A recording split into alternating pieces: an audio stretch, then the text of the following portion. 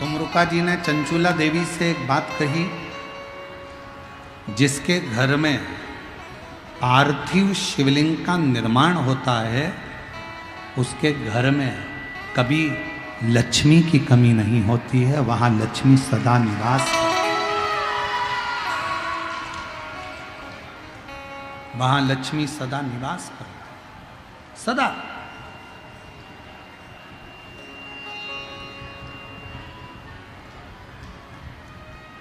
और मेरी जीजियों, जितनी मेरी बेटियां बैठी हैं, माताएं बैठी हैं, मेरे भाई जितने बैठे हैं, जितने मेरे जीजी बैठी हैं, जितने मेरे जीजा बैठे हैं, उनसे निवेदन करूंगा, महीने में, 2 महीने में, 4 महीने में, 6 महीने में ऐसा नियम बनाओ कि मिट्टी अपने गमले में से लेकर, भले गमले के अंदर ही शिवलिंग का निर्माण कर लो, उसकी पूजन कर लो, दिया लगाकर, जल चढ़ाकर बाबा से प्रार्थना कर लो और उसी मिट्टी को वहीं गमले में ही विसर्जन कर।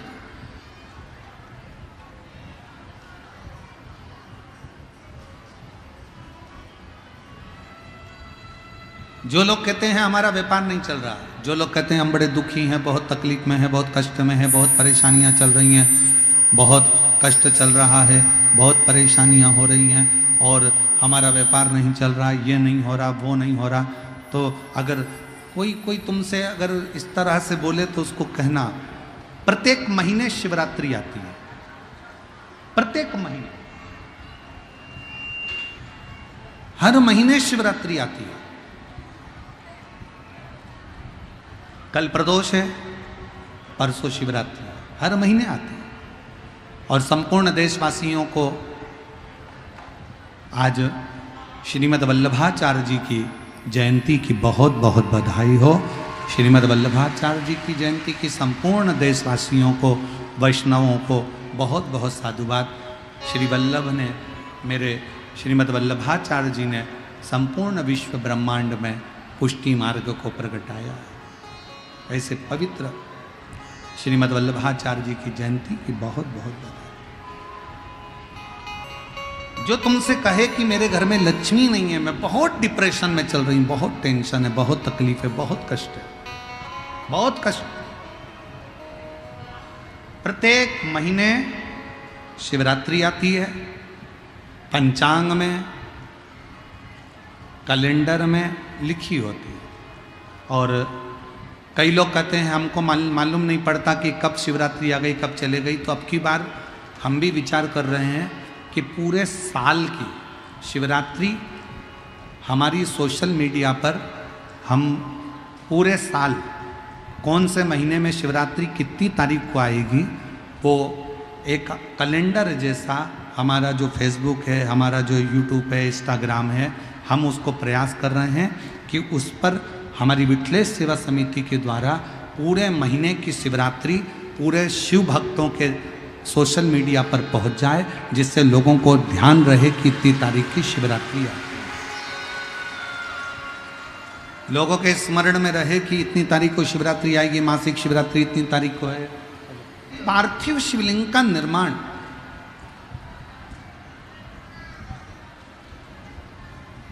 पार्थिव शिवलिंग का निर्माण,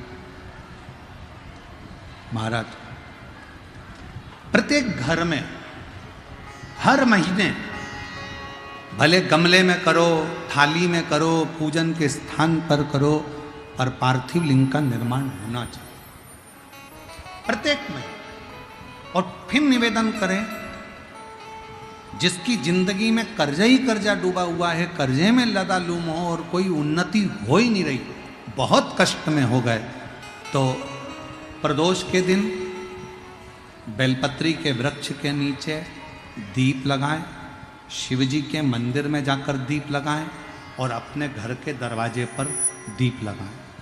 प्रदोष के दिन बेलपत्र के वृक्ष के नीचे लगाया गया दीपक, शिव मंदिर में लगाया गया दीपक और अपने दरवाजे पर लगाया गया दीपक, ये तीनों जब एकाग्रित भाव से दीप लगाए जाते हैं तो ब्रह्मा विष्णु महेश हमारे कार्य की सफलता देते ही हैं। उसमें अटकल नहीं है, उसमें तकलीफ नहीं है।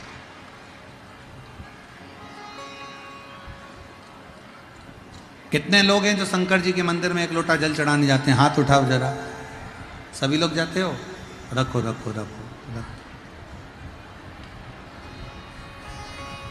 क्या कहते हो बाबा को जाके? शिव जी के मंदिर में जब जल चढ़ाने जाते हो तो क्या कहते हो? घर से जाते समय एक लोटा जल जब लेकर निकलो तो घर के दरवाजे से निकलते समय श्री शिवाय नमस्तुभ्यम। मंदिर में जब प्रवेश करो तो श्री शिवाय नमस्तुभ्यम।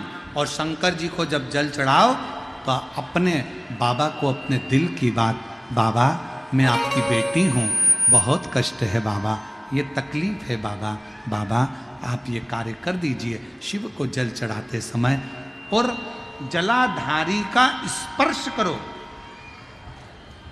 जलाधारी का स्पर्श करो और बाबा से विनय करिए, हम तो बाबा के भरोसे चले। भगवान शंकर और पार्वती नंदी पर बैठकर सामने से आ रहे थे, नीचे उतरे। पार्वती जी ने एक बूढ़ी का रूप लिया, सिर पे लंबी सी बिंदी, नासिका से लेकर शिखा तक मां पार्वती के सिंदूरा भरा हुआ था। शंकर भगवान एक बूढ़े का रूप रखकर सिर पे पाग बांधकर साथ में एक गौ माता को लेकर, बहुला को लेकर, गाय को लेकर पहुंच गए। दस्तक दी, दरवाजा बजाया, रामनाथ, ओ रामनाथ। रामनाथ ने दरवाजा खोला। तुम कौन हो? रामनाथ भूल गया, तेरे पिताजी का मैं मित्र हूं और तेरे पिताजी ने मेरे पास में थोड़ा सा धन रख दिया था, थोड़ी सी दौलत रख दी थी और उसके प्राण तुझे याद है? गाड़ी से जाते हुए तेरे पिता के प्राण छूट गए थे। जी मैं उनका मित्र हूं, उस गांव से आया हूं। तेरे पिता की दी हुई ये गाय और तेरे पिता का दिया हुआ ये धन आज मैं तुझे देकर जा रहा हूं। देकर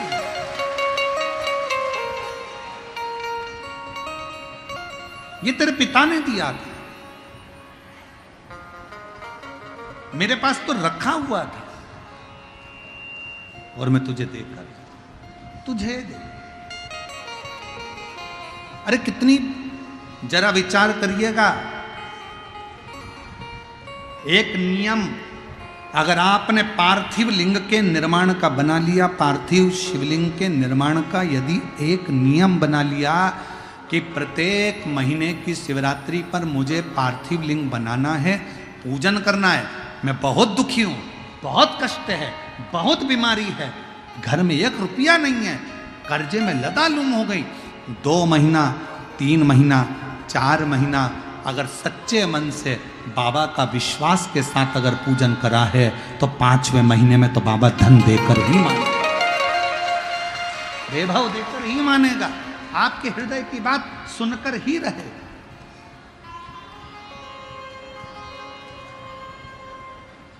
श्रवण करो।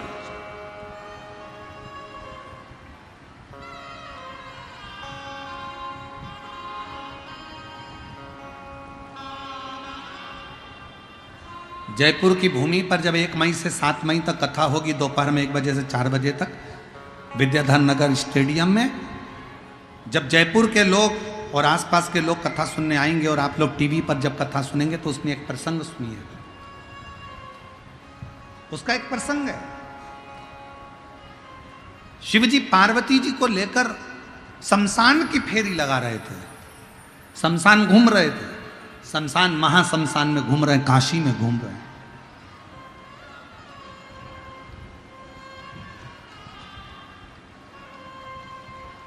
और एक छोटा सा बच्चा अभिमन्यु काशी के घाट पर बैठा हुआ अपनी मां के लिए रोता है, अपनी माता के लिए रो रहा है। गंगा नदी की रेत पत्थर पर रखकर अपनी मां का पुतला बनाकर उससे पूछ रहा है, मां तू कब आएगी? और मां नहीं है, मां मर चुकी है, मां के प्राण छूट चुके हैं। ईसर गोरा शिव महापुराण की कथा को जयपुर की भूमि से जरूर सुनना, अखंड सौभाग्य देने वाली वो कथा। मेरी माँ तू कब आई?